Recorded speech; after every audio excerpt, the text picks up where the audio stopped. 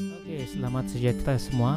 Hari ini kita akan belajar bab 3, teknik mengukur parameter kesihatan badan, sains tingkatan 4. Suhu badan merupakan satu daripada parameter kesihatan badan yang dapat diukur dan dihubung kaitkan dengan keadaan kesihatan.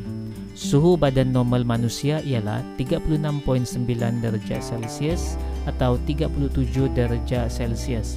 Suhu badan boleh diukur pada bahagian badan yang berbeza dengan menggunakan pelbagai jenis termometer seperti yang ditunjukkan dalam raja 3.1. Okey, ini adalah raja dia. Jenis-jenis termometer. Termometer inframerah. Termometer jenis ini digunakan untuk menyukat suhu badan pada bahagian kulit. Dua jenis termometer inframerah ialah termometer inframerah dahi dan termometer inframerah telinga. Okay, next, termometer klinikal.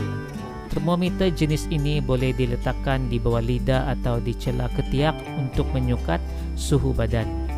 Termometer rektal. Termometer jenis ini digunakan untuk menyukat suhu badan dengan mengambil suhu di dalam dubur.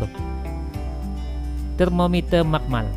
Termometer jenis ini boleh digunakan untuk menyukat suhu badan dengan meletakkannya di celah ketiak.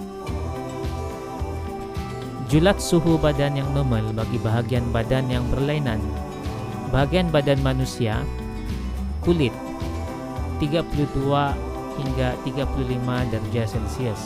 Di dalam mulut 35.5 hingga 37.5. Di dalam telinga 35.8 hingga 38.0 darjah Celsius. Di celah ketiak 34.7 hingga 38 darjah Celsius. Di dalam dubur 36.6 hingga 38 darjah Celsius. Menginterpretasi suhu badan. Julat suhu badan normal manusia yang sihat adalah antara 36.9 darjah Celsius hingga 37.5 darjah Celsius. So, kesihatan badan, demam tinggi, julat suhunya adalah 41.1 atau lebih tinggi lagi. Demam atau hipertermia 38 hingga 41 darjah Celsius. Suhu badan normal 36.9 hingga 37.5.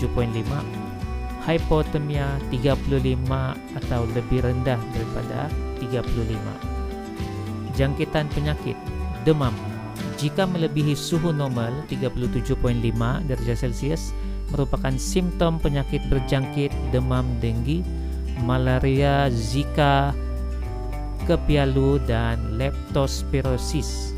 Kanak-kanak yang suhu badannya melebihi 39 darjah Celsius untuk tempo yang lama berisiko tinggi mengalami konvulsi, kekejangan atau sawan.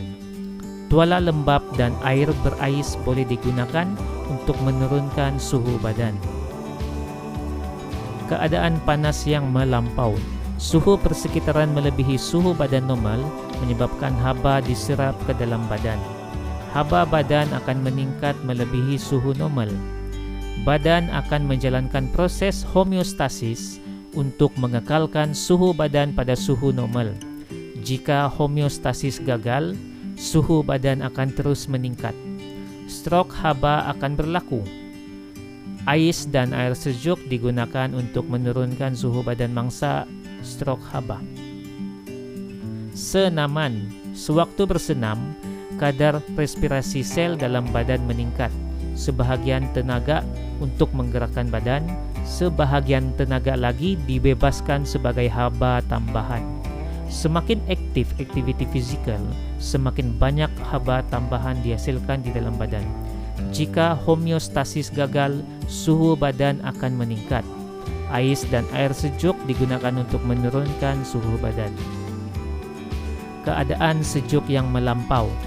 Suhu persekitaran yang sejuk melampau akan menyebabkan suhu badan menurun. Jika homeostasis gagal, suhu badan akan terus menurun. Jika suhu badan turun menjadi 35 darjah Celsius atau lebih rendah, hipotermia akan berlaku.